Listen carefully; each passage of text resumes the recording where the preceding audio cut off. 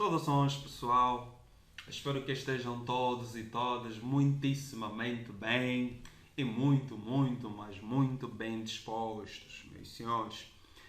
Daqui do outro lado com vocês, Prof. Ping, e estaremos então cá juntos hoje a fim de vermos o capítulo 4 que aborda acesso à rede.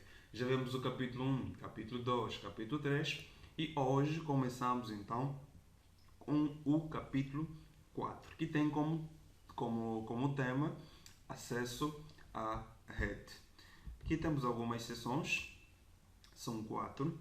Temos a primeira sessão que fala de protocolos da camada física, a segunda sessão que fala dos meios físicos de rede, na terceira iremos abordar a camada de enlace de dados e a quarta e a última, controle de acesso ao meio físico. Então vamos trabalhar a nível dessas 4 sessões. Começando então com a primeira sessão, protocolos de camada física. Bem senhores, vocês usarem simplesmente os dispositivos, vocês vão ter, por exemplo, computadores, roteadores, switches. Só eles em si não funcionam. É preciso que nós conectemos os mesmos. É preciso que haja uma conexão entre os dispositivos. Nós vimos a nível do capítulo 1 os componentes de uma rede, que são nomeadamente os dispositivos, os meios de transmissão e os serviços. É preciso que esses 3 estejam a funcionar para que a rede realmente funcione. Se vocês tiverem somente os dispositivos, eles não estarão interconectados. Se não houver uma conexão entre eles, os serviços não funcionam. Então é preciso que haja uma conectividade entre os dispositivos. Nós já vimos que essa conexão, também poderíamos dizer conexão física, essa conexão ela pode ser sem fio ou via cabo. Se for via cabo, nós temos os de cobre, nomeadamente para trançado e coaxial, e dentro também dos cabos, temos o cobre que é para trançado e coaxial, e também temos o de fibra óptica. E por fim, o outro meio que é o sem fio. Então, se eu tenho 2 dispositivos, utilizarei um desses métodos de conexão. Cabo para trançado, cabo coaxial, cabo de fibra óptica ou sem fio. Um deles será utilizado para poder então conectar os 2 dispositivos. Nós temos aqui na imagem exemplo, temos um roteador sem fio. Temos aqui um roteador sem fio. Reparem que ele tem 4 portas LANs e tem uma porta de internet. Essa porta aqui da internet é muito comum aqui aparecer escrito internet ou WAN. Maioritariamente é internet, mas poderá dar-se o caso de vocês verem aqui escrito WAN. Isso quer dizer que é nessa porta onde vai estar a vossa conexão com a internet. O vosso link da internet deve ser conectado aqui. E por cá nós podemos ir conectando os computadores. Como por exemplo aqui abaixo, vejam que esse computador foi conectado em uma dessas portas. Boa. E também os dispositivos podem conectar-se via sem fio. Esse é um roteador wireless. Alguns dispositivos então poderão conectar-se à rede via sem fio. Boa. Agora falar um pouco aqui quanto às interfaces. Se nós estamos a trabalhar com cabo, por exemplo, um cabo para trançado, nós temos algo que é chamado de NIC, Network Interface Card. Os cabos para trançado eles serão conectados nessa interface, em uma placa de rede. Por exemplo, temos aqui na imagem um cabo para trançado a ser conectado em uma placa de rede. Essa placa de rede é a placa de rede Ethernet.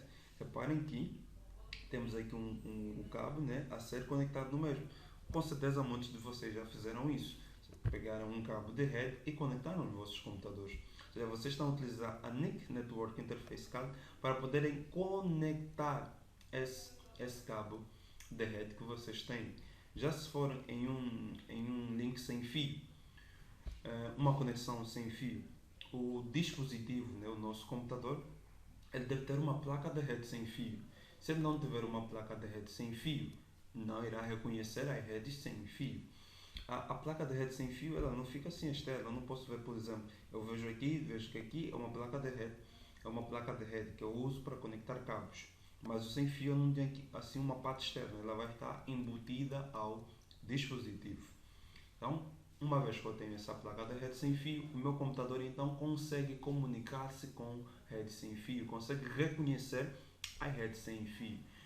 Muitos desktops eles não possuem uma placa de rede sem fio. A nível dos desktops é muito comum que a placa de rede sem fio saia uma pequena anteninha externa, ou uma pequena antena externa, né? Para poder então capturar as redes sem fios. Maioritariamente, a maioria dos desktops não tem a placa de rede sem fio. É preciso embutir os mesmos. Vocês vão em uma NCR, em uma Sistec, em uma outra Infonet ou em uma outra loja, compram a placa de rede sem fio e agregam então o vosso dispositivo. Isso é muito mais comum a nível dos desktop. E por outra também é preciso um software, o chamado Drive. Eu posso ter um computador, um portátil que tem a placa de rede sem fio, mas ela não tem a Drive. É preciso que se instale também a Drive, para que ele possa então reconhecer as redes sem fio. Boa. Ok, falando aqui um pouco dos objetivos da camada física. Temos aqui 3 objetivos da camada física. Já fomos descrevendo, né, na aula passada, a nível do capítulo 3, em cada uma das funções dessas camadas. Mas falando mais um pouco, hoje, ao menos até a segunda sessão, o foco é a camada física. Tratar das conexões físicas. Vamos tratar da camada física nas 2 primeiras sessões. Nas outras 2 é que abordamos enlace de dados. Pronto, alguns objetivos aqui da camada física. Fornecer os meios para transportar os bits que formam o quadro da camada de enlace de dados na mídia de rede. Ela aceita, né, um quadro completo da camada de enlace de dados e o codifica com uma série de sinais que são transmitidos. Aquilo que vimos na aula passada, ou seja, nós temos uma determinada mensagem e no meio de transmissão nós vamos transmitir zeros e uns. Zeros e 1 é a linguagem do computador. É preciso que haja uma sinalização.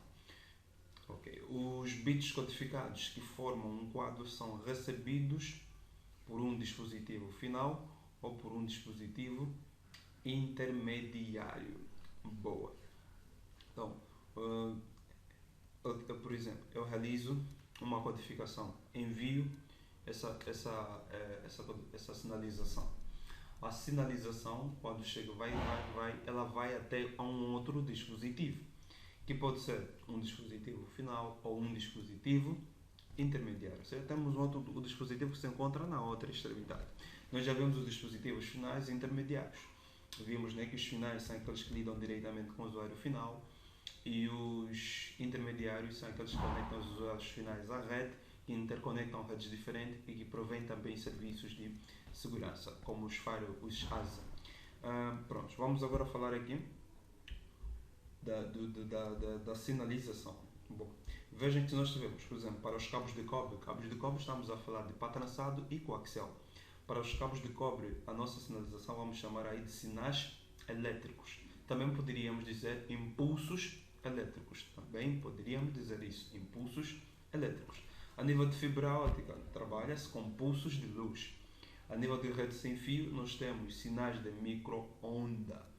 Tá, meus senhores? Again, cabos de cobre, impulsos elétricos ou sinais elétricos. Fibra óptica, pulsos de luz. Sinais de micro-onda, teríamos aí a falar de... Não, sem fio, teríamos a falar de sinais de micro-ondas. Aqui temos alguns padrões a nível da camada física, ou seja, a camada 1, algumas instituições que definem alguns padrões a nível da camada 1. Temos o IEEE, temos a ANSI, temos o ITU, temos o TIA/EIA e temos a ISO. Essas organizações, elas definem alguns padrões a nível da camada física. Por exemplo, como é que deve ser um cabo patrançado, como é que deve ser realizada a conexão de um cabo patrançado, como é que os mesmos devem estar formados. Essas organizações definem isso. Qual é então o padrão a ser seguido a nível da camada física? Boa. Falar aqui da codificação, né, o que já vimos, né, converter um fluxo de dados em bits para uma sinalização específica. E dentro aqui do método de sinalização nós temos que determinar se 1 irá representar o quê, se o 0 irá representar o quê. Por exemplo, um pulso longo podemos entender como um valor 1. Um pulso menos longo podemos entender como um valor 0. Então, essa é a codificação e os métodos de sinalização. No fundo, definir como é que vai ser o 0, como é que será o 1. Largura de banda, já vimos, largura de banda, capacidade de transmissão do meio, ou seja, quantos bits podem ser transmitidos em um segundo. Temos também aqui um conceito que é a capacidade de um meio transportar dados. Estamos unificados. E reparem aqui abaixo que nós temos aqui as unidades. Por exemplo, se nós temos aqui os bits, né? Um bit em cada segundo. Temos os kilobits por segundo, que transmite 1 kilobits por segundo. Estamos a falar de 1000 bits por segundo. Depois temos os megabits por segundo. Estamos a falar de megabits por segundo. Estamos a falar de 1 milhão de bits por segundo. E quando nós estamos a falar de gigabits por segundo, estamos aqui com 1 bilhão de bits por segundo. E se tivermos aqui nível de terabyte, os terabytes, estamos a falar de quanto é que fica isso? Vamos lá, milhão, bilhão, trilhão, quatrilhões. Estamos a falar de 1 quatrilhões de bits por segundo. Então são algumas nomenclaturas que vocês podem ter. Quanto aos tipos de meios físicos, olha aqui, nós aqui temos um roteador e temos aqui várias interfaces. Temos essas portas aqui. Esses são slots de expansão, comumente não vêm nesse dispositivo. Esse é um roteador 1941. Nós podemos ir agregando esses slots. Esse slot está aqui, foi agregado. Esse foi agregado. Esse também foi agregado. Nós podemos ir agregando esses slots. Por exemplo, esse slot que está aqui, que foi agregado, eles funcionam como um switch. É como se dentro desse roteador nós tivéssemos um switch. Essas portas estão aqui. Já essa que está aqui, esse slot que foi incorporado, ele possui uma interface SHDLC, ou seja, para conexões então DSL. Temos as portas de gerenciamento. Aqui acima, aqui temos essa, se não me engano, deve ser auxiliar, é de baixo consola. Auxiliar consola, e essa também é consola. Depois temos aqui as portas para tráfego de dados. Temos a Giga 0/0, Giga 0/0 e aqui a Giga 0/1. E depois as interfaces USBs. Temos aqui as duas interfaces USB. Aqui é um botão de power, né, para desligar e desligar o dispositivo. E aqui é onde vamos ligar então o nosso cabo de força. Okay, vamos lá agora falar dos meios físicos. Bem, aqui há alguns pontos a serem tratados, como por exemplo a atenuação. A atenuação é a perca da intensidade do sinal. Quanto mais longo for o meio de transmissão, né, chega a um certo ponto que o meio começa a sofrer atenuação, ou seja, começa a ter começa a haver perca da intensidade do sinal. Por exemplo, em um cabo patrançado, o cabo patrançado só funciona bem até 100 metros. Depois de 100 metros, ele começa a sofrer a atenuação. O sinal começa a ficar muito, muito fraco.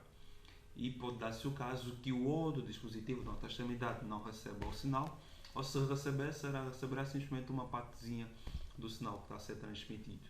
Então, cabos patrançados para distâncias superiores a 100 metros não se recomenda o cabo patrançado, porque ele começa a sofrer atenuações depois de 100 metros. Um truque que vocês podem fazer, vamos supor que vocês só têm cabo patrançado, puxaram de um ponto A até um ponto B, são 150 metros.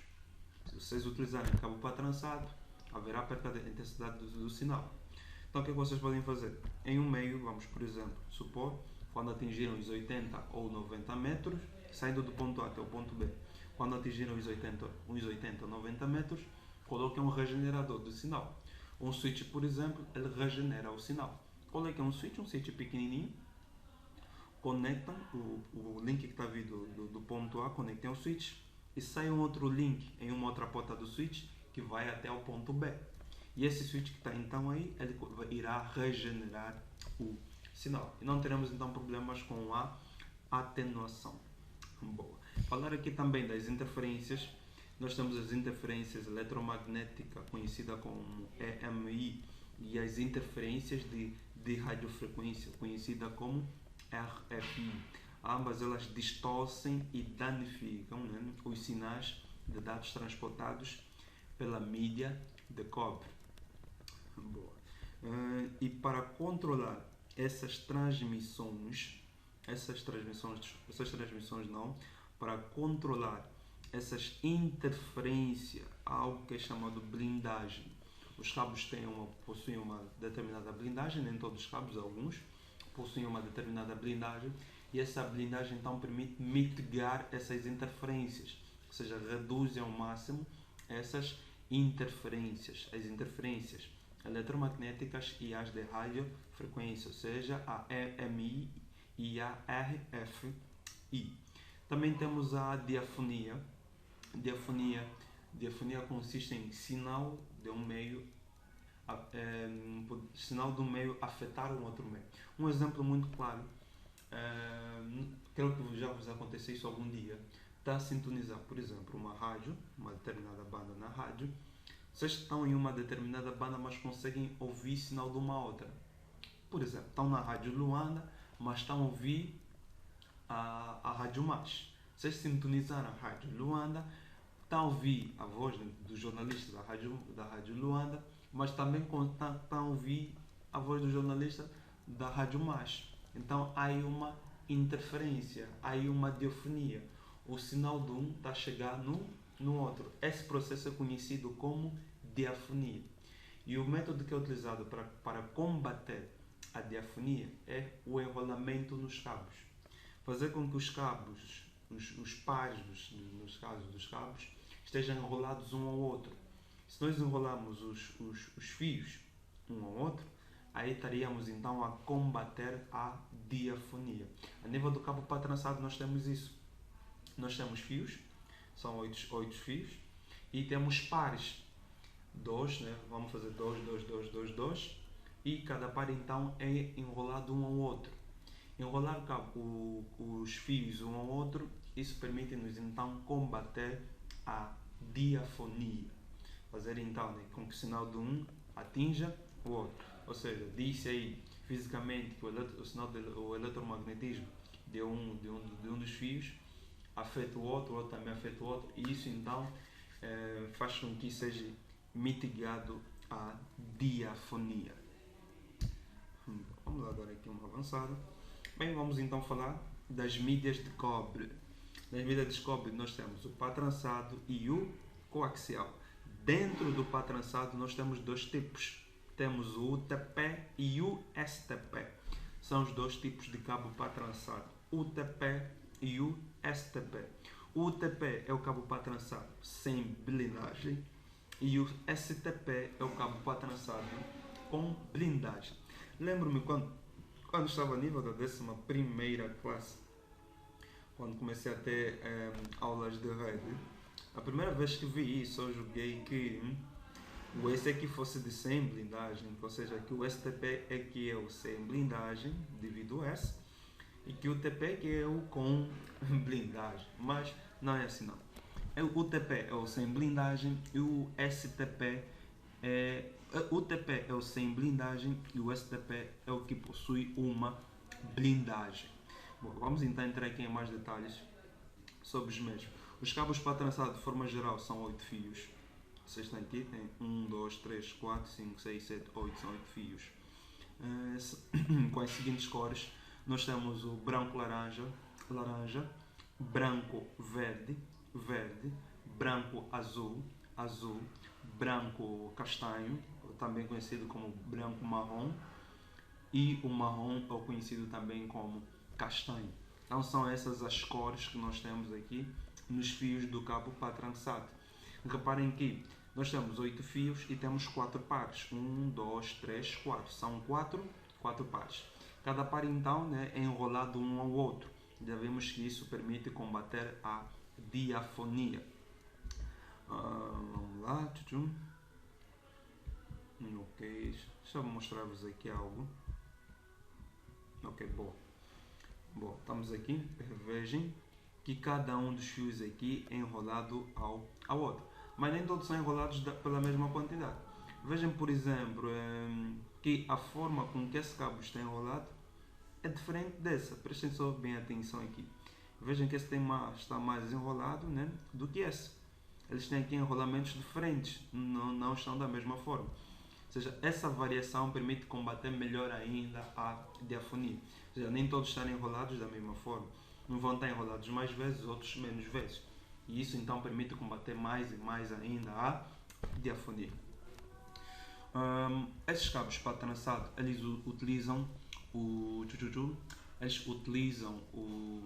um conector chamado conector RJ45. Também temos o RJ11, que é utilizado para voos. Mas comumente que vocês mais verão serão conectores RJ45. Deixa eu ver se aqui aparece o conector. Não temos não. Não temos não. Boa. Cabo coaxial. O cabo coaxial, vocês podem visualizar ele aqui. Quase todos vocês têm ele em casa, né? Aquele cabo que sai da antena até o descodificador. O cabo que sai da antena até o descodificador, aquele cabozinho, é o cabo coaxial. O cabo coaxial nos dias de hoje, eles são mais utilizados em TV, no caso, né, o cabo que sai da antena para o descodificador. E também são muito utilizados em TV a cabo. Uma determinada provedora de serviço de TV a cabo fornece então TV em uma determinada zona via cabo. E no caso, o meio que eles utilizam, alguns, né, utilizam muito TV cabo. Já há uma certa migração para aquilo que é a fibra óptica, para permitir então maior capacidade de transmissão. Mas ainda há alguns que utilizam o cabo coaxial para isso, né, para distribuir, né, a tal TV a cabo. Bom, os conectores do cabo coaxial temos o BNC, o tipo N e o tipo F. São esses os três conectores dos cabos coaxiais. BNC, tipo N e o tipo F. São os três conectores dos cabos coaxiais. Os cabos coaxiais, no princípio, eram muito utilizados em redes locais, mas eles foram sendo substituídos pelos cabos para trançado. Ou seja, nos dias de hoje é muito raro. Eu pessoalmente nunca vi isso. A utilização de um cabo coaxial e uma rede LAN. Estamos a montar uma rede LAN e está a ser utilizado um cabo coaxial. Eu pessoalmente nunca vi isso. Isso era mais lá atrás, lá no princípio. Já há algum tempo que nas redes locais o meio que é utilizado é o cabo para trançado. E nos dias de hoje, né, nos mais atuais, podem também ter redes locais a funcionarem com fibra óptica. Ou seja, o propósito é ter uma maior capacidade de transmissão. Vou falar aqui de algumas medidas de segurança. Há uma certa recomendação, né, que é a separação dos cabos de rede com os cabos elétricos. Ou seja, quanto ao cabeamento estruturado. Aquilo não é só mexer, pegar o cabo, ligou, puxou e foi ligar para outro dispositivo. Não é nem assim. Há um conjunto de normas a serem obedecidas para o cabeamento estruturado. Já aqui falando de cabeamento estruturado, aproveitar dizer que existe uma formação da Furukawa que é focada ao cabeamento. São divididas em 4 módulos, módulo 1, módulo 2, módulo 3, módulo 4. Um dos módulos introduz o mundo do cabeamento, um outro fala de fibra óptica, um módulo que só se fala de fibra óptica, instalação de fibra óptica, reparação de fibra óptica, ou seja, tudo quanto é manuseio com fibra óptica, e um último que é focado em data center. Tem um outro módulo que eu não me lembro do propósito, mas esses 3 eu me lembro do propósito. Uma introdução geral ao cabeamento, um que é focado à fibra óptica e um que que aborda, né, como é que é montado o cabeamento em um data center. É uma formação muito boa, recomendo que vocês façam. O único centro que eu conheço que tem essa formação é o Sinfotec. O Sinfotec é que possui a formação do Furukawa. São 4 módulos aí, dê uma espreitadinha, dê uma investigação se estiverem interessados. Se querem ser expert a nível de cabeamento, é Furukawa que vocês devem fazer. Aqui o principal foco é conectividade IP e não cabeamento. Tanto é que a nível de CCNA o que é ensinado é preparar cabo para trançado. Não se ensina como é que se prepara um cabo de fibra óptica, não se ensina isso. Ou seja, o foco a nível de CCNA e RGS é a conectividade IP, ou seja, configurar roteadores e switches. Só que o roteador de switch não é suficiente, é preciso que haja uma certa conectividade. Então ensina-se o mais básico dos meios de transmissão. Mas dê uma pesquisada, Furukawa. Aí tem aí seus modos, vocês podem dar então aí uma olhada. Bem, dizia daqui de algumas medidas de segurança na separação dos cabos de rede com os cabos de eletricidade, conectar bem os cabos de rede aos dispositivos, realizar vistoria, ou seja, verificar se está tudo ok, se está tudo a última recomendação, o devido aterramento, ou seja, realizar um aterramento devido então dos meios. Bom, já vou darmos isso. Ok, categorias. Meus senhores, os cabos patrançados, eles possuem categorias. Nós temos patrançado de categoria 3, 5, 5E, categoria 6. Já nesse momento categoria 7, já a categoria 8 que está aí. Creio que dentro de breve a categoria 8 já vai ser lançada ou já foi lançado. Mas é um produto que já está aí na panela, está quase já. Pronto, mas aqui só temos até a categoria 6. Categoria 7. Antes, porém, essas categorias, né, elas são definidas por esse padrão, pelo EIA/TIA 568. Esse padrão é que define essas categorias. Bem, mas no fundo o que é que vão retratando essas categorias? Essas categorias poderão determinar a capacidade de transmissão do meio e algumas características, ou seja, a sua resistências quanto às interferências. Quanto maior for a categoria, melhor é o cabo. Quanto maior for a categoria, né, se é melhor é porque é mais custoso o cabo. Por exemplo, nós temos cabo patrançado de categoria 3, que é utilizado para voz. Depois vem os outros, que são as outras categorias, que são 5, 6, 7, 8. Categoria 5 é um cabo que funciona a 100 megabits por segundo. E se nós queremos realmente atingir 1000 megabits por segundo, é utilizado o aprimoramento da categoria 5, que é o 5E. Um cabo patrançado de categoria 5E, esse sim é que pode realmente chegar a 1000 megabits por segundo. O 5E é um aprimoramento da categoria 5. Temos também aqui a categoria 6, né, que pode chegar a 1000 megabits por segundo, e a categoria 6E, esse sim realmente é que pode chegar a 10 gigabits por segundo. Então, por exemplo, se vocês têm um link, se vocês têm um cabo patrançado, as informações da categoria ficam assim, melhor que escrita aqui no cabo. Por exemplo, nessa zona, aqui poderia aparecer assim, um CAT, por exemplo, 5. Ou seja, está a informar que esse cabo é de categoria 5. Se vocês verem que o cabo é categoria 5, já sabem que a velocidade aí será de 1000 megabits por segundo. Quanto maior for a categoria, maior será a capacidade de transmissão do meio. Depois temos também aí a categoria 7 e categoria 8, que não são aqui apresentadas, mas saibam que existem essas categorias, meus senhores. Dizer-vos também, se vocês têm um projeto de rede, que vocês querem montar uma infraestrutura de rede, muito comum será vocês comprarem uma caixa de cabo. Comprem uma caixa de cabo UTP, né? UTP, estamos a falar de patrançado. Dentro do patrançado nós temos dois, o UTP e o STP. Vocês comprem uma caixa de cabo, por exemplo, uma UTP, e comumente eles aparecem de 300 metros ou de 305 metros. E em função da categoria há um preço.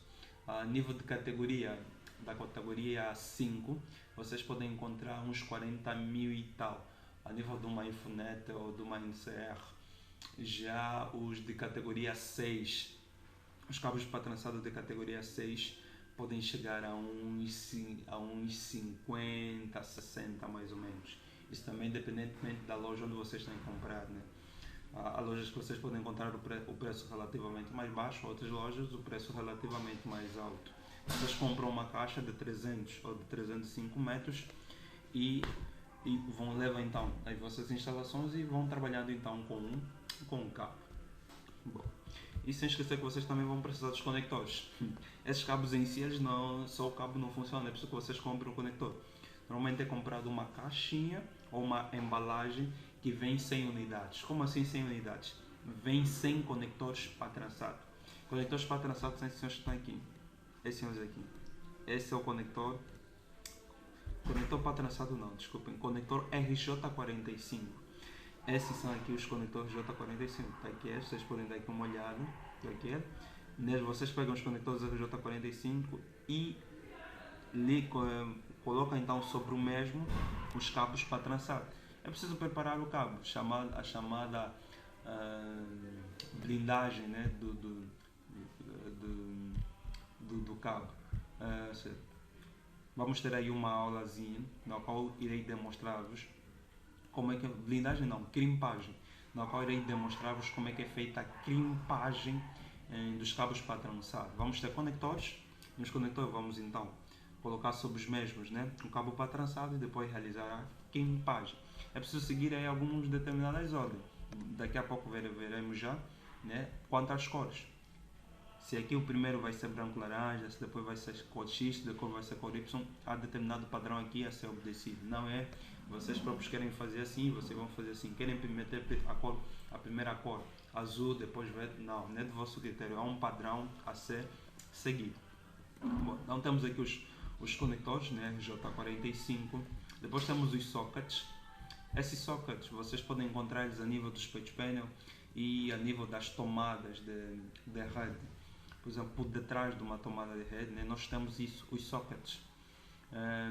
Nesses sockets vocês podem ir conectar os cabos. Vejam aqui que tem determinadas cores. Estão a ver, por exemplo, aqui? Olha, aqui por exemplo é um laranja. Quer dizer que aqui deve entrar o cabo laranja. Aqui é castanho. Isso quer dizer que aqui vocês devem conectar o cabo castanho. Aqui é azul. Vocês devem conectar o cabo azul. Aqui é verde. Vocês devem colocar o cabo verde. Depois aqui vocês vão ter branco, verde. Branco, azul, branco, verde. Não está muito visível aqui, mas há isso nesses sockets. Então, em função das cores aqui, vocês vão metendo o fio apropriado. Se vai ser o laranja, se vai ser o azul, se vai ser o castanho. É determinado aí o fio correto a ser inserido. Boa. Os sockets são conhecidos também como fêmea. Ou seja, os RJ45 são chamados machos e os sockets são fêmeas. Dentro aqui desse espaço é onde nós conectamos o nosso cabo juntamente com o conector RJ45. Ele é colocado aqui. Bem, quando estamos a montar um cabo para trançado, esse revestimento que está aqui não pode terminar aqui fora. O mesmo deve terminar dentro e não fora. Um cabo dessa forma está incorreto. Não é bonito, meus senhores, não é simpático que esse revestimento termine antes do conector. Esse revestimento que vocês estão a ver aqui, o verde, ele deve terminar dentro do conector e não antes do conector. Bem, teremos então uma aula que veremos isso, como é que é feita a crimpagem dos cabos para trançado. Bom, dizia, né? E as cores não é do vosso critério. Olhem, por exemplo, aqui temos uma primeira cor, uma segunda, uma terceira, uma quarta, uma quinta, uma sexta, uma sétima, uma oitava. É preciso seguir aqui uma ordem. Nós temos aqui dois padrões, que é o T568A e o T568B. O A começamos com branco, verde, branco, laranja, azul, branco, azul, laranja, branco, marrom, né? Depois o marrom. Esse é o T568A. O T568B, começamos com branco, laranja, branco, verde, azul, branco, azul, verde, branco, marrom e o marrom. Então, esse no caso é o T568B. Então, quando nós queremos realizar a crimpagem, ou seja, quando nós temos um cabo para trançado, temos o conector J45 e queremos fazer a crimpagem do mesmo, nós vamos ter que seguir um destes dois padrões, ou padrão A ou padrão B. Vamos dar uma olhada nesse. Reparem que esse daqui começou com branco laranja. Reparem que aqui o primeiro é branco laranja. Talvez vocês não estão vendo muito claro que é branco laranja, né? Mas é o branco laranja. Então, se ele começou com branco laranja, é porque está a trabalhar com qual padrão? Com o padrão B, que é o T568B. Esse é o padrão B. Olha mais aqui, também branco laranja. Branco laranja. Então, nós estamos a trabalhar com o padrão B, que é esse daqui que começa com branco laranja. Vocês podem escolher qualquer um dos dois, ou A, ou U, ou B. Boa. Meus senhores, lembram quando estávamos no PAC 3, nós tínhamos os cabos para trançado direito e os cabos para trançado cruzado? A nível do PAC 3, a nível do PAC 3, os cabos para trançado direito, né? Eles aparecem assim. Os para trançado cruzado aparecem assim. Certo? Bom, esse é o direito e esse é o para trançado cruzado. Na vida real, o para trançado direito vai ser assim e o cruzado vai ser o para trançado. Temos o direito, temos o cruzado, né? O para trançado cruzado, será que vai ser assim? Vem uma parte, termina, depois vem outra parte, termina, depois outra parte do cabo, já não temos mais cabos, depois mais um pedaço do cabo, já não temos mais cabos, depois mais um cabo. Não, meus senhores, isso não existe na vida real. Como é que é feito então na vida real? Na vida real é com base nestes dois padrões. Se vocês têm um link, deixa eu colocar aqui, se vocês têm um link, se nessa extremidade vocês colocarem o padrão A, nessa extremidade aqui o padrão B, se vocês juntarem aqui padrão A, padrão B, o tipo de cabo é cruzado. Se vocês têm um link que aqui for padrão B e aqui for padrão A, o tipo de link é cruzado. Se vocês tiverem um link que aqui for A e na outra extremidade também for o padrão A, é porque é o cabo direito, D de direito. Se aqui for B e na outra extremidade também for B, é porque vocês estão com o cabo para trançado direito. Então, meus senhores, se vocês tiverem um cabo para trançado, se as duas extremidades tiverem padrões diferentes, se um for A e outro for B, ou se um for B e o outro for A, é porque o cabo para trançado é cruzado.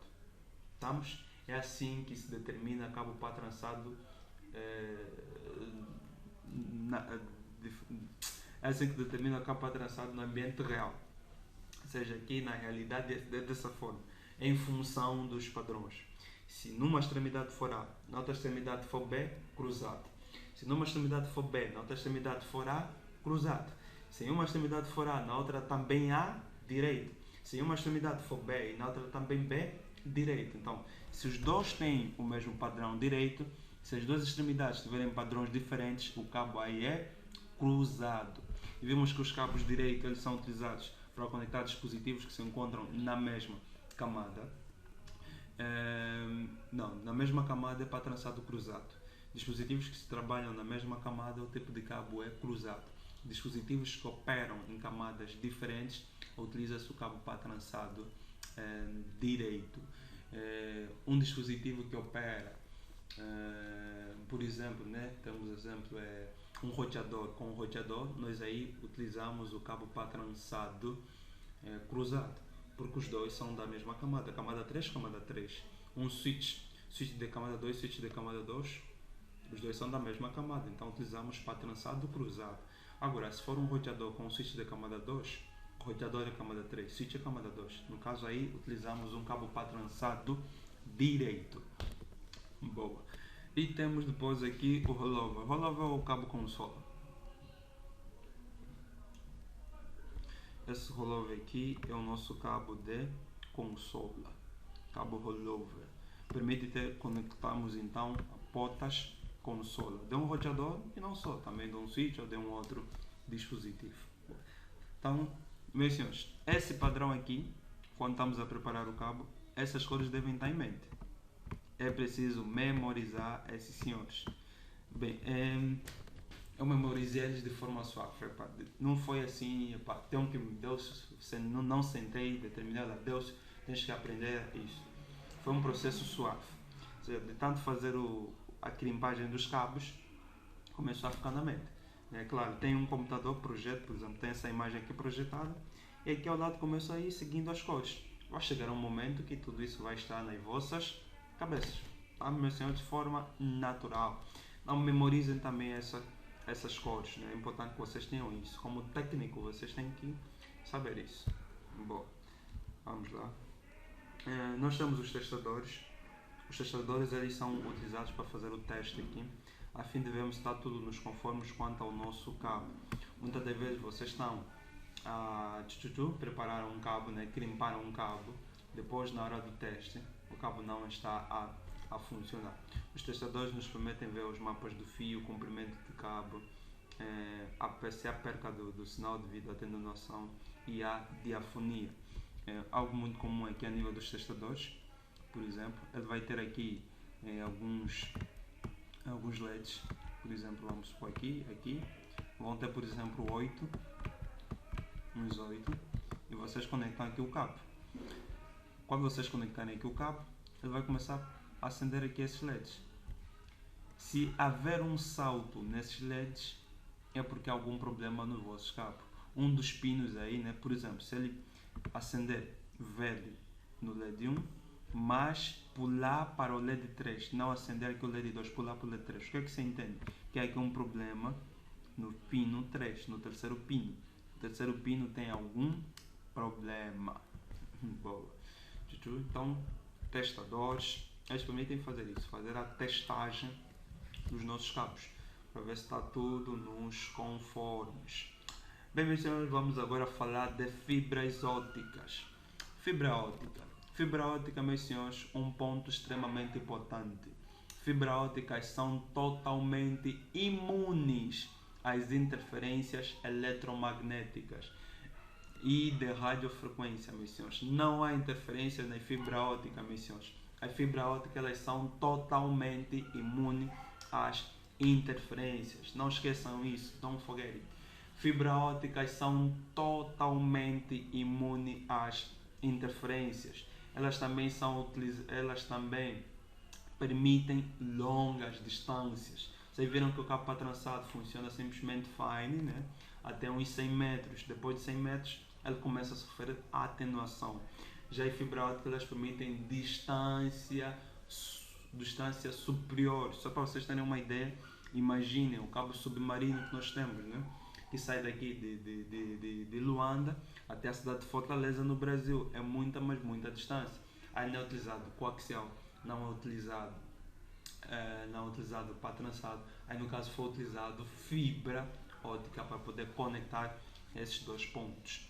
Bem, fibra óptica também possui uma maior capacidade de transmissão relativamente aos outros meios de conexão. Ou seja, fibra óptica são, senhores, so good. Mas já sabemos que o senhor so good envolve mais custos. Fibra óptica tem os seus custos bem mais altos. As suas informações, os seus custos também são bem mais altos. Mas nós temos aí várias informações de fibra óptica. Tem testes de emendas de fibra óptica, tem dimensionamento de redes de fibra óptica, tem instalação de redes de fibra óptica e tem o GPON. São aí 4 a 3 cursos focados à fibra óptica. Então, se vocês querem perceber bem fibra óptica, dê um pulo então a essas formações. Bem, já vimos que a sinalização das fibras ópticas são pulsos de luz.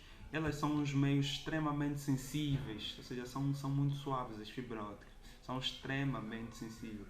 Aqui a sua composição aquilo que é o cabo de fibra óptica. Nós temos uma capa, temos o material de reforço, temos o bafo que é utilizado para proteger o núcleo, temos o revestimento plástico e temos o núcleo. O núcleo que é a fonte de luz, aquele que gera a luz. A luz da fibra óptica é o núcleo que gera. Pronto. E quanto aos tipos de fibra óptica, nós temos os monomodo e os multimodo. Os monomodo são recomendados para distância superior, distância altas, de alta para alta distância. Já os monomodo são para distância alta, né? Mas não tão altas quanto o monomodo. O monomodo ele tem menos distorção e os multimodo têm maior distorção. Quer dizer que nós temos mais perda do sinal a nível do multimodo do que no monomodo. Ele é adequado para aplicações de longa distância, e aqui é adequado para aplicações de longa distância também, né? Mas não tanto, né, quanto os monomodo. A fonte de luz no monomodo utiliza laser e no multimodo utiliza LEDs. Bom, quanto à sua utilização, normalmente o monomodo é utilizado normalmente para a conexão de backbones de campos para a distância de vários milhares de metros, já que é para a distância de centenas de metros. Imaginem vocês que, por exemplo, querem realizar uma conexão querem ter um link da Mutamba, por exemplo, de um edifício que se encontra na Mutamba até ao Rangel, a nível do CTT, no Rangel.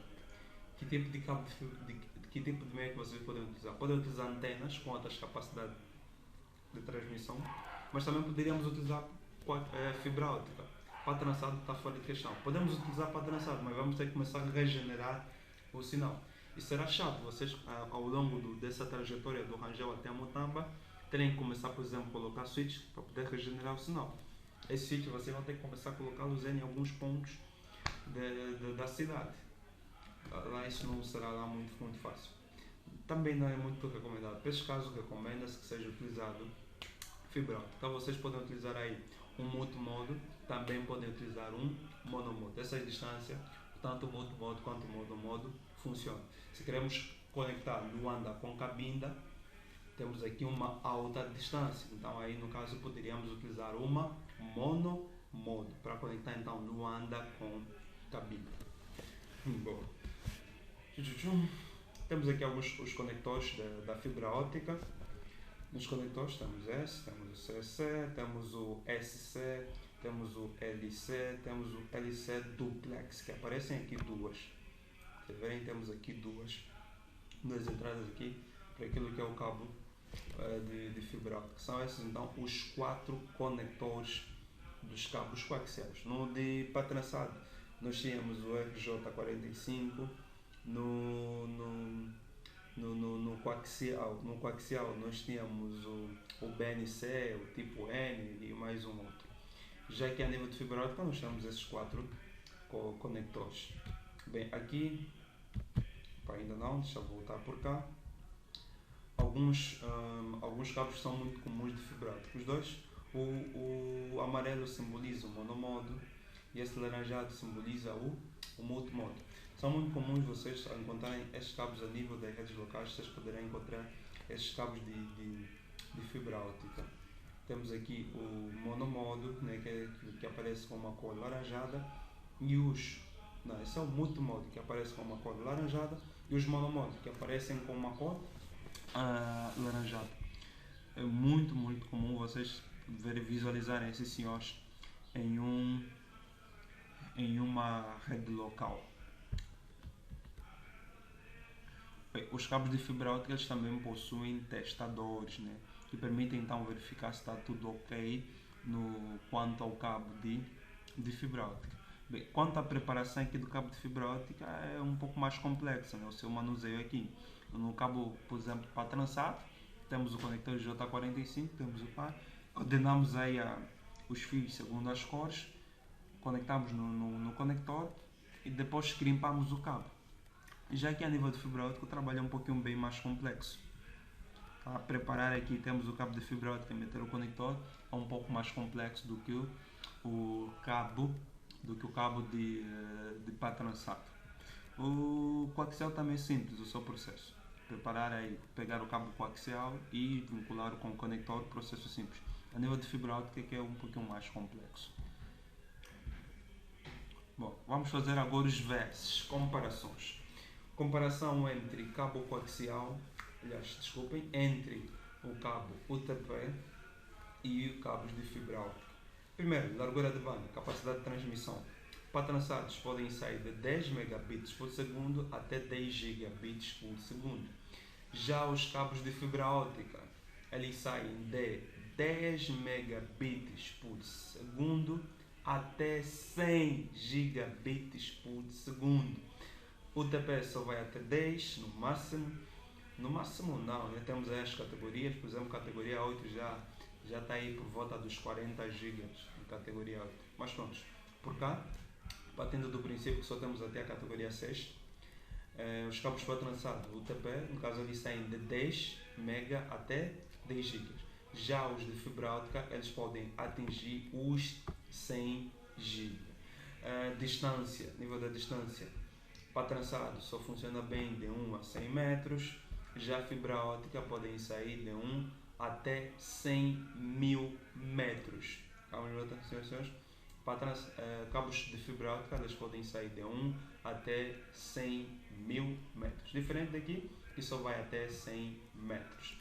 Interferências. Quanto à resistência, né, às interferências. Quanto à imunidade às interferências. A nível do TP, a imunidade é baixa nas interferências eletromagnéticas e também nas interferências de radiofrequência. Aqui aparece a imunidade a perfis elétricos. Temos imunidade às interferências eletromagnéticas e de radiofrequência. E também temos aqui a imunidade a imunidade aos sinais elétricos. Por exemplo, vocês terem aqui um cabo para trançado e um cabo elétrico.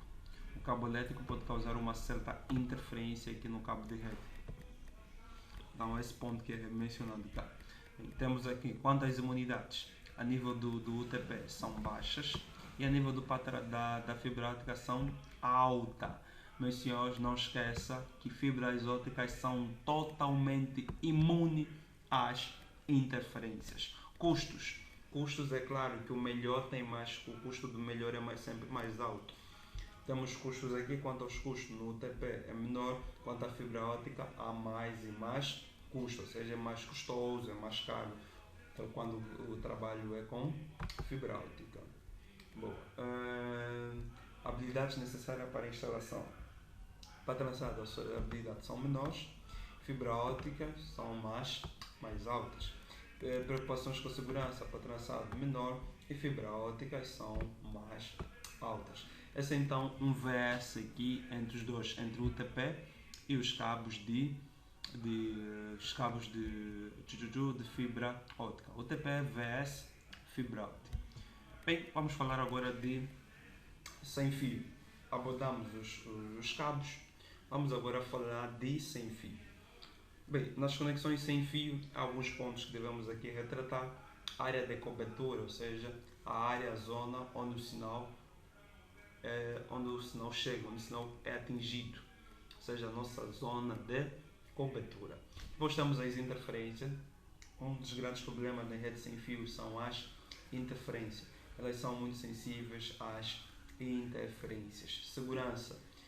Qualquer um, por exemplo, vocês têm uma rede sem fio, definiram uma senha, mas de repente o usuário fofocou num amigo a senha, esse amigo então que não deveria ter acesso, passa a ter acesso à rede sem fio.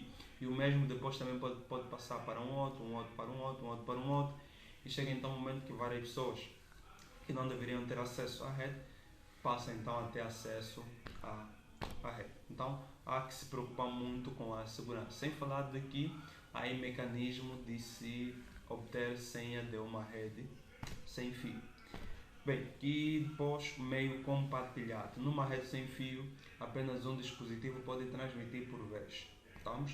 Se o computador A está a transmitir, o computador B e C devem aguardar para transmitir. Depois aqui à direita temos alguns sinais, alguns ícones das redes sem fio, vocês podem visualizar.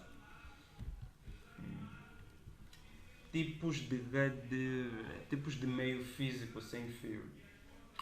Nós temos temos aqui o primeiro, né? Ou seja, temos as Wi-Fi, as chamadas Wi-Fi, que é definida pelo padrão IEEE 802.11, né? Que trabalha com CCMA/CA. Mais lá para frente vou explicar o que é isso, CCMA/CA, mas a nível do capítulo 3, se não está em erro, já dei um certo cheirinhozinho sobre o CCMA/CA, né? Os métodos de controle de acesso ao meio, que tinham o CCMA/CA e o CCMA/CD. Disse-vos que o CCMA/CD é utilizado em redes cabeadas e o CCMA/CA é utilizado em redes sem fio. Bom, temos então as Wi-Fi, essa que está aqui. Temos o Bluetooth, que tem distância curtas para curtas distâncias, né? Por exemplo, a nível de telefone, vocês conseguem compartilhar recursos a partir do Bluetooth. E temos a WiMAX, né? Que é um tipo de conexão sem fio que provê uma conexão banda larga, ou seja, uma conexão com outras capacidades de transmissão. Vimos que banda larga é a velocidade da conexão com a internet. Então a WiMAX provém serviços de banda larga, sem fio. Boa. Dispositivos. Existem dispositivos, né, claro, que geram o sinal sem fio, chamados dispositivos sem fio, no qual nós temos os roteadores sem fio e temos os pontos de acesso. Vamos lá explicar aqui rapidamente a diferença dos dois. Nós temos os AP, que são Access Point, né? E temos os roteadores sem fios. Qual é a diferença aqui entre os dois? Os AP, os chamados Access Point, eles funcionam como um switch. Eles são tal e qual um switch, cuja única diferença é o meio de conexão. Um switch, o meio de conexão é via cabo. Já um AP, um Access Point, o meio de conexão é sem fio. Ou seja, num switch, os computadores, né, iam se conectar via cabo. Em um AP, os computadores vão se conectar via sem fio. Essa é a diferença aí, no caso, entre um switch e um AP. Os APs funcionam tal e qual um switch. Já os roteadores sem fio, eles funcionam como um roteador mesmo. Ou seja, muitos deles todos eles têm a capacidade de roteamento, ou seja, permitem interconectar duas redes diferentes, permitem fazer com que o tráfego de uma rede seja encaminhado para uma outra rede, ou seja, em outra palavra diríamos, permite que os usuários que se encontram na rede sem fio possam comunicar-se com outras redes. Então ele aí estaria a funcionar como um roteador. Então essa é a diferença entre um AP e um roteador. Os roteadores permitem comunicar redes diferentes, já os APs não permitem comunicar redes diferentes. Os roteadores comumente eles geram uma nova rede e os APs não geram uma nova rede. Mas os APs que estão a surgir agora, eu já vi um AP, por exemplo, que tem comportamentos de um roteador. Tem AP que geram uma nova rede e que permitem com que essa nova rede se comunique com outras redes. Então ela já está com comportamentos de um roteador. Há APs, né, os novos, que já estão a vir assim, com algumas funções dos roteadores sem fio. Comumente os roteadores sem fio, eles têm três funções. Tem a função de roteador, porque permitem fazer com que a rede local se comunique com outra rede. Tem a função de ponto de acesso, porque a conexão é via sem fio. E tem a função também de switch, porque eles comumente na parte traseira, como vimos no princípio, têm 4 portas LANs. E os dispositivos podem se conectar nessas portas LANs, ou seja, podemos conectar dispositivos via cabo. Aquelas 4 portas LAN funcionam como se fossem um switch. Então, maioritariamente, muitos desses roteadores sem fio, eles possuem três funções: de roteador, de AP e de switch. Bom. Ok, aqui alguns laboratórios. Bem, antes de avançarmos aqui, para finalizarmos aqui, vamos lá falar de algo que aqui não é mencionado. Quando é que vocês vão utilizar uma conexão sem fio? Quando é que vão utilizar pan trançado? Quando é que vão utilizar coaxial? Quando é que vão utilizar fibra óptica? Vamos lá, vamos aqui falar de elementos a serem levados em conta para a seleção do meio de transmissão. Elementos a serem levados em conta para a seleção do meio de transmissão. São eles: a distância. Qual é a distância? Quero conectar, por exemplo, um ponto A com um ponto B. A distância é de 50 metros. Ok, posso utilizar para trançado. Quero conectar o ponto A com o ponto B. A distância é de 200 metros. Não posso utilizar para trançado. Utilizo, no caso, fibra óptica. Então, a distância é um dos elementos para a seleção do meio de transmissão. O outro, ambiente. Qual é o ambiente onde o meio estará? Se for um ambiente com muitas interferências, não se recomenda sem fio. Não se recomenda para trançado. Recomenda-se, no caso, fibra óptica. Tá? Mas se for um ambiente com muita interferência, não se recomenda sem fio nem para trançado, mas sim fibra óptica. Então, o meio também afeta na seleção do meio de transmissão. O outro, capacidade de transmissão. Se vocês precisam de meios de altas capacidades de transmissão, vocês vão ter que usar um meio que suporta essas altas capacidades de transmissão. As wireless, comumente, elas têm capacidade de transmissão relativamente mais baixas do que as via cabo. Via cabo, comumente, são mais rápidas do que as sem fio. Então, a capacidade de transmissão também afeta. Se vocês querem altíssimas capacidades, por exemplo, chegar a uns 50, 100 gigas, vocês aí devem utilizar cabos de fibra óptica. Já vimos, né? Vimos a distância, vimos o ambiente e a capacidade de transmissão, que é o terceiro. E o último é o custo. Vocês têm então um cenário aqui o melhor seria utilizar fibra óptica, mas fibra óptica tem mais custos.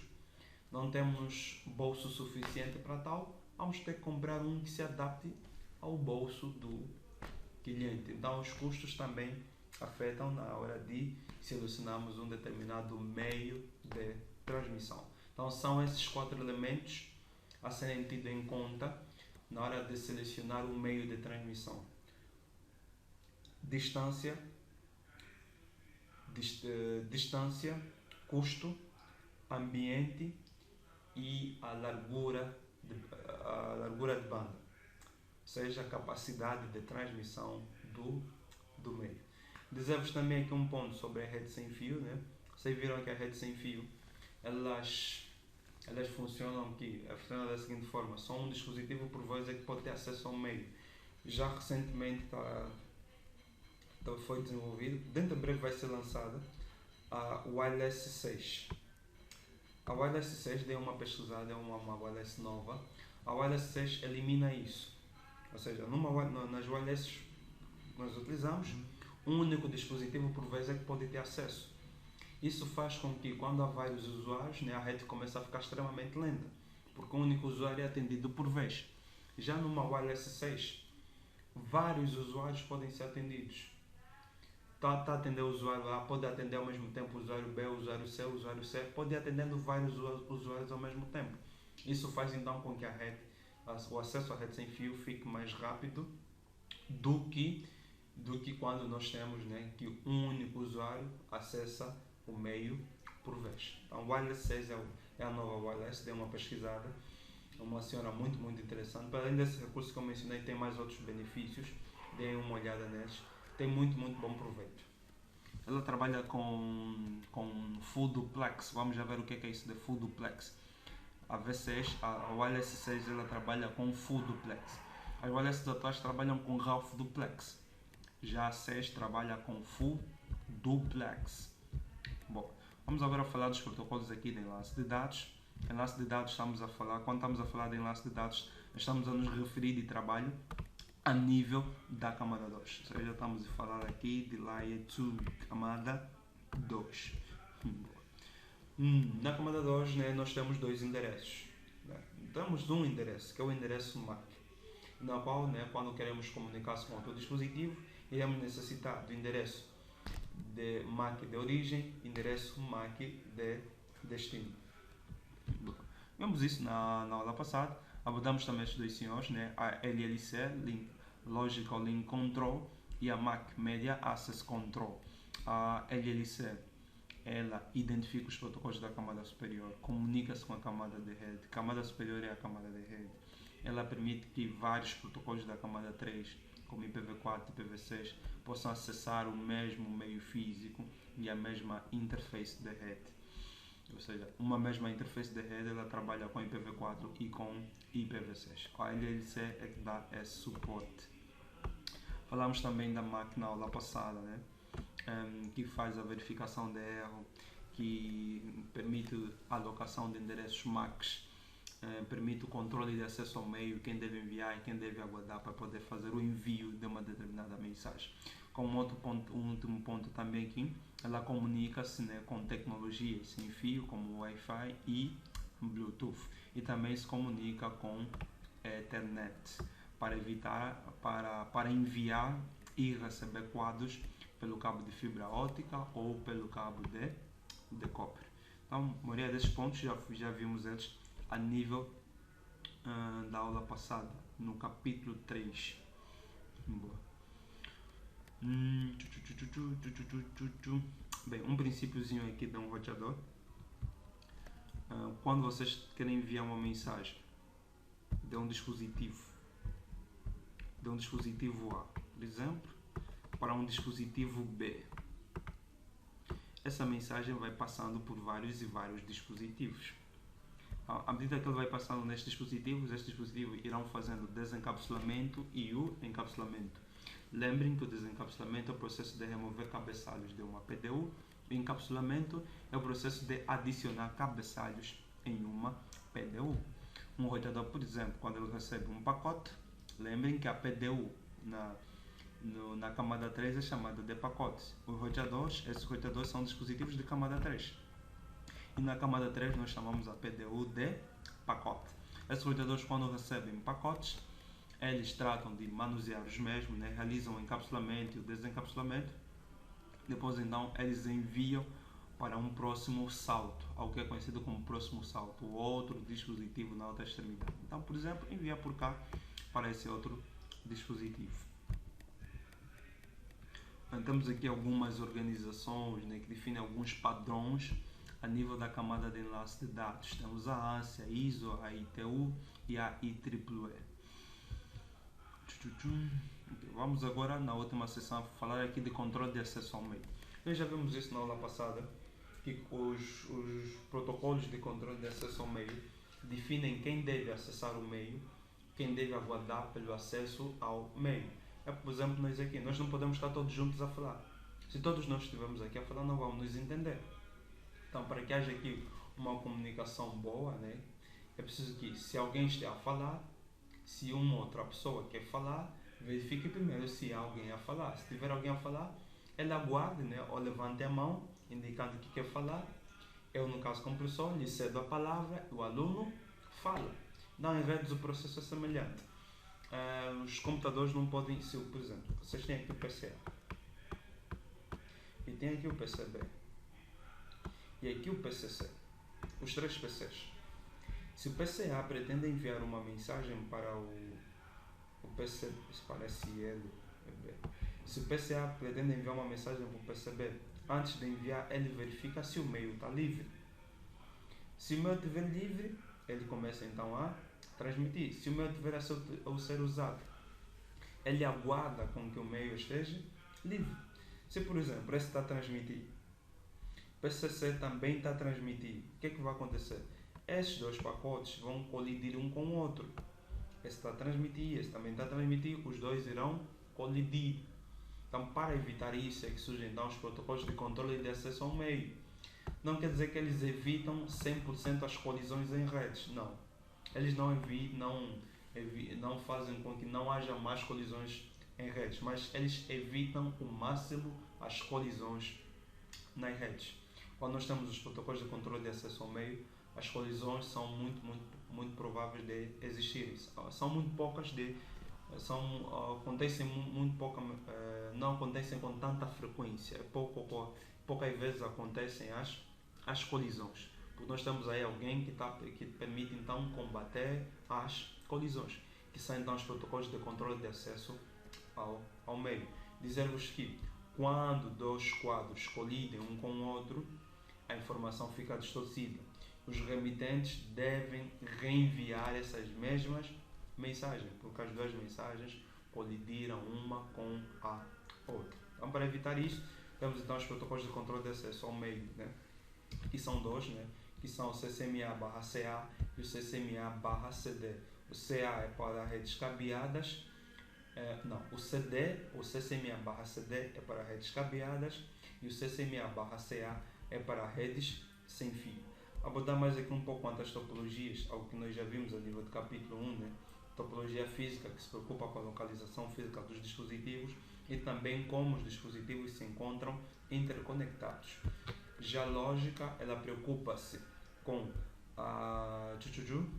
os endereços, as portas que estão a ser utilizadas e também ela se preocupa, né, com caminhos, né, os caminhos de sinal lógicos que são definidos pelos protocolos da camada de enlace de dados. Ou seja, qual é o caminho lógico que deverá ser seguido. A nível de topologias, nós temos topologias WAN e topologias LAN. Nas topologias WAN, nós temos ponto a ponto, hub and spoke, mesh, e temos aqui também uma que não aparece aqui, que é a dual homed. Temos também a dual homed. Mas pronto, falar aqui dessas três que aparecem a nível de CCNA. CCNA1, no CCNA4 vocês verão o dual homed também. Temos a ponto a ponto. Ponto a ponto é, imaginem que vocês têm aqui um edifício, um hospital geral, por exemplo, que se encontra no Camama, e vocês aqui têm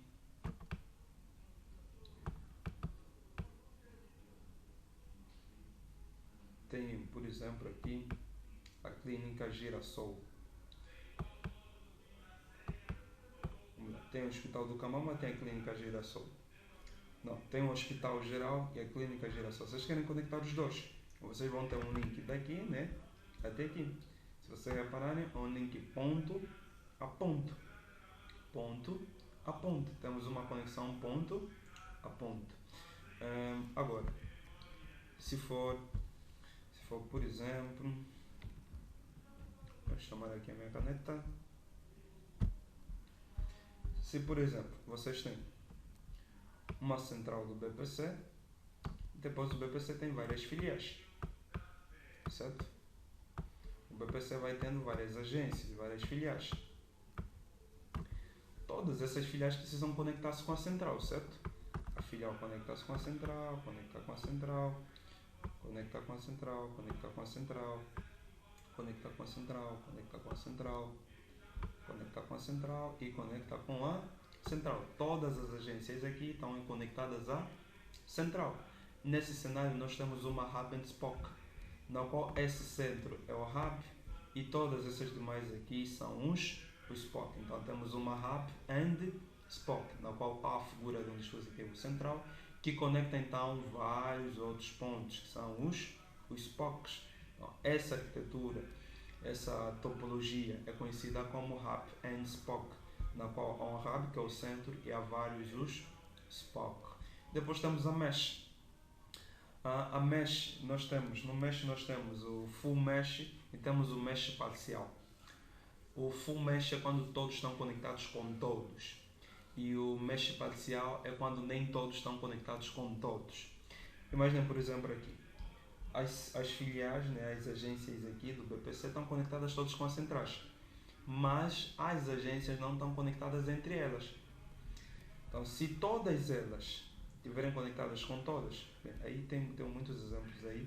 Deixa eu simular aqui. Tem, por exemplo, um ponto central e tem aqui 3 filiais. Imaginem que esse está conectado com esse, está conectado com esse está conectado com esse. Se nós deixamos assim, é hub and spoke. Agora, se todos estiverem conectados com todos, todos estão conectados com esse está conectado com esse, com esse, com esse. Esse está com esse, com esse, com esse. Esse está com esse, com esse, com esse. Todos são conectados com todos. Se todos estão conectados com todos, nós temos uma full mesh. Full mesh é quando todos estão conectados com todos. E se, por exemplo, não houvesse essa ligação, se esse link não existisse, Nem todos estão conectados com todos. Esse ponto não está conectado diretamente com esse. Logo é mesh parcial. Mesh parcial é quando nem todos estão conectados com todos. Todos estão conectados com todos. Full mesh.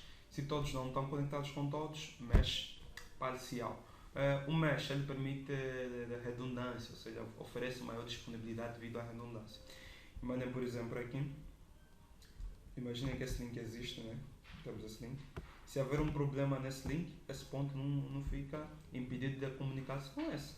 Ela consegue vir por aqui, depois pode vir por aqui, depois para aqui, ou pode vir por aqui, depois para aqui. Temos redundância. Então temos aqui alta disponibilidade. Bom, no fundo fomos aí retratando. Em redes é muito comum vocês terem uma nuvem. Comumente, se vocês tiverem aqui uma nuvem, simboliza que aqui vocês têm vários dispositivos. A nuvem normalmente é utilizada para representar a internet ou o provedor de serviço da internet. ISP, Internet Service Provider, provedor de serviço da internet. Vocês têm aqui um ponto e têm aqui um outro ponto. E para conectar os dois pontos, vocês estão a utilizar, por exemplo, a infraestrutura de um provedor de serviço da internet. Vamos supor, por exemplo, vocês estão a utilizar uma infraestrutura de uma Angola Telecom. Então, vocês não conhecem, não sabem, né, todos os dispositivos aqui da Angola Telecom. Então, para vocês representarem aqui a infraestrutura da Angola Telecom, nós utilizamos uma nuvem. E essa nuvem, então, simboliza aqui toda a infraestrutura da Angola Telecom. Essa é a nossa infraestrutura, essa é a nossa infraestrutura. Então, para simbolizar a Angola Telecom, nós utilizamos uma nuvem, simbolizando que aí tem um conjunto de dispositivos. E todos eles pertencentes, então, à Angola Telecom. Bom, quanto às topologias LAN, nós temos isso muitos de vocês já conhecem, né? A barramento, que é essa aqui. Temos a NEO, que é essa senhora que aparece aqui. Temos a estrela que é a mais utilizada nas redes locais, que no caso a figura de um concentrador, que pode ser um hub ou um switch, mas que nos dias de hoje é um switch. Os switches vieram substituir os hubs. Os hubs têm aí alguns problemas, alguns defeitos, e os switches então vieram mitigar esses problemas dos hubs. Então, numa topologia em estrela, a figura de um dispositivo concentrador, que nos dias atuais é o switch, já antes no passado foi a hub, que conecta então todos os dispositivos. Depois também temos a estrela estendida. A estrela estendida, por exemplo, vocês têm aqui uma estrela e tem uma outra estrela e querem conectar as duas. Então, terem um link daqui do switch para esse outro switch. Vocês conectaram duas estrelas. Vocês então aí têm uma estrela estendida. Bom, não esqueçam, a estrela é mais utilizada nos dias de hoje, é que mais vocês verão nos dias atuais. Bem, dizer-vos aqui os modos de operações das potas. Meus senhores, as potas elas podem funcionar de duas formas. Bem, na verdade tem aí um senhor que é abordado aqui a nível da Cisco, que eu particularmente só vi ele na minha vida uma vez, que foi na cadeira de SEAC, na 11ª. Mesmo a nível da faculdade também não cheguei a ver isso, que é o Simplex. Simplex, simplesmente viu a nível da cadeira de SEAC. Vamos lá, existem, vamos dizer como um todo, né? Três modos de funcionamento das potas. As potas podem funcionar a Simplex, Half Duplex ou Full Duplex. Again, meus senhores, Simplex, Half Duplex e Full Duplex. Aqui na Cisco não se fala do Simplex.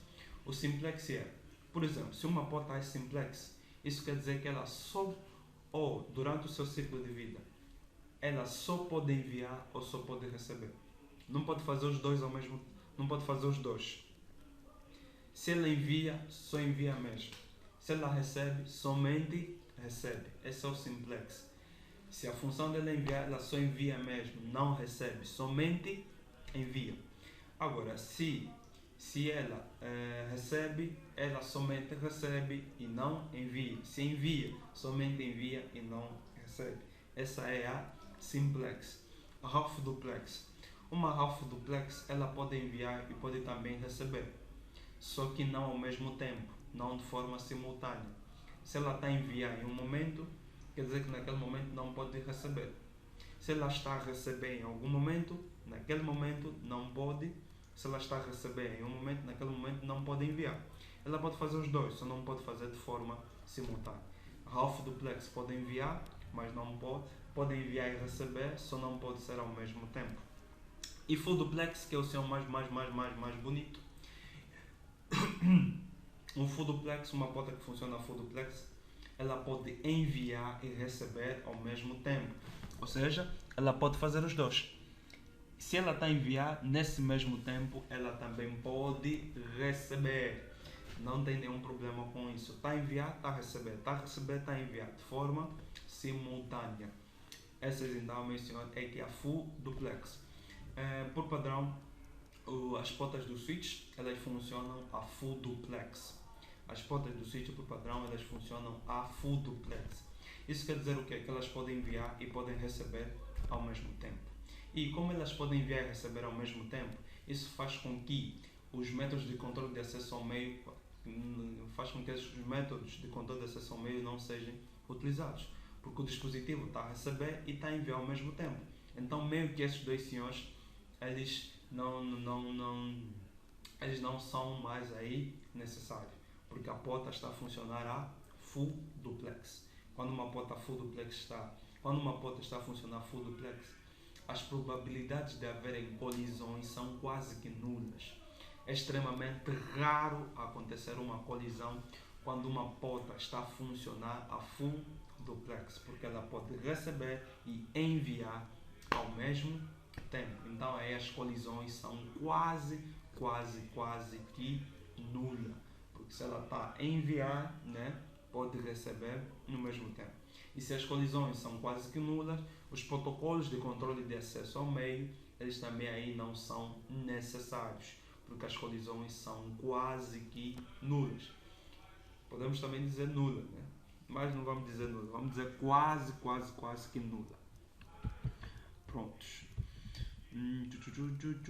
Os métodos de controle de acesso já fomos abordando assim hoje, né? Que são o CCMA/CA e o CCMA/CD. O CD é utilizado em redes cabeadas e o CA é utilizado em redes sem fio. Como último ponto aqui, falar aqui dos quadros, né, que os quadros aparecem com três partes: o cabeçalho, os dados e o trailer. Deixa eu mostrar-vos aqui na imagem seguinte. Vocês podem ver aqui a estrutura de um determinado quadro, onde temos as flags. As flags são os delimitadores, eles indicam o início e o fim de um determinado quadro. Depois temos os endereços. Na parte do endereço vamos ter os endereços de origem, endereço de destino. Depois temos o tipo, que identifica o tipo de protocolo da camada superior. Depois temos o controle, que é utilizado para QoS. Lembram do QoS, prioridade de tráfego. Os dados, né? Os dados em si, o chamado payload. Sempre que vocês tiverem aqui a palavra payload, meus senhores, saibam que payload é a carga útil, ou seja, a parte dos dados. E depois temos aqui um campo que é para a detenção de erros. Campo que então permite detectar aí se há um erro ou não no quadro. Bem, nós vamos estudando isso mais aprimor a partir do próximo capítulo, onde vamos fazer leitura de um quadro de internet e ver cada um dos elementos, como é que está estruturado. Depois vamos subir a nível do capítulo 6, vamos falar também da estrutura do cabeçalho IP, como é que está composto um cabeçalho IP. Então, no fundo, então, vamos ir lendo, vamos ir vendo, né, as estruturas nos capítulos posteriores. A nível do capítulo 4 e capítulo 5, estamos no capítulo 4, né? A nível do capítulo 5 e do capítulo 6, vamos ir abordando mais em detalhes as estruturas das PDUs, dos cabeçalhos, né? Acabamos de ver do cabeçalho IP, vamos falar também a estrutura de um quadro, como é que está composto um quadro, e vamos ir abordando todos esses hoje em mais detalhes. Pronto, bem, mencionava aqui algumas tecnologias, alguns protocolos da camada de enlace de dados. Ou seja, por exemplo, se vocês querem sair daqui para aqui, vocês vão ter que passar em um conjunto de dispositivos, uma determinada infraestrutura. Por exemplo, vamos supor que aqui funciona-se com PPP, e aqui trabalha-se com HDLC, e aqui trabalha-se com Frame Relay. Então o que é preciso? É preciso começar a pegar o quadro e preparar-os para esses ambientes. O quadro que tiver aqui, antes dele sair, ele é preparado para o PPP. Ou seja, dentro daquilo que é a estrutura do quadro. Né? Nós vimos na aula passada, né, quando estamos na camada de aplicação, sessão e apresentação, nós temos aí os dados. Depois, quando vamos para transporte, por exemplo, coloca-se, se está a trabalhar com TCP, colocamos TCP, cabeçalho TCP. Na camada de rede, se estamos na camada de rede, por exemplo, estamos a trabalhar com protocolo IP, colocamos aqui o cabeçalho IP. Bom, quando nós descemos na camada de enlace de dados, se tiver a se trabalhar com Ethernet, né, nós aqui adicionamos o cabeçalho Ethernet. Mas se for, por exemplo, PPP, se for PPP, não vamos adicionar cabeçalho Ethernet, mas sim o cabeçalho PPP. O mesmo acontece para HDLC. Se for HDLC, vamos colocar não PPP, mas HDLC. Se for Frame Relay, não PPP nem HDLC, mas o Frame Relay. Todos esses senhores que vocês estão a ver aqui são protocolos, né, a nível da camada 2, né, que define aqui a estrutura do quadro. Como é que deve ser um quadro que é a nível da camada 2. Isso vai depender do meio. Se a conexão se for um PPP, vai ser encapsulado com PPP. Se for HDLC, será encapsulado com HDLC. Se for Frame Relay, vai ser encapsulado com Frame Relay. Se for Ethernet, será encapsulado com Ethernet. Então, todos esses são protocolos da camada 2. Vocês irão discutir PPP e HDLC a nível do módulo 4. Frame Relay antes dava-se, na versão anterior dava-se no módulo 4, mas na versão atual já não se dá mais o Frame Relay. Bom. Então, meus senhores, foi tudo quanto queria apresentar-vos no dia de hoje. Uma aula, né? Mais uma aula, que é o capítulo 4. Vamos então, na próxima oportunidade, discutirmos o capítulo 5. Então, meus senhores, foi um prazer enorme, como sempre. Bye bye, cuidem-se, fiquem todos muitíssimamente bem. Vemo-nos então em uma próxima oportunidade.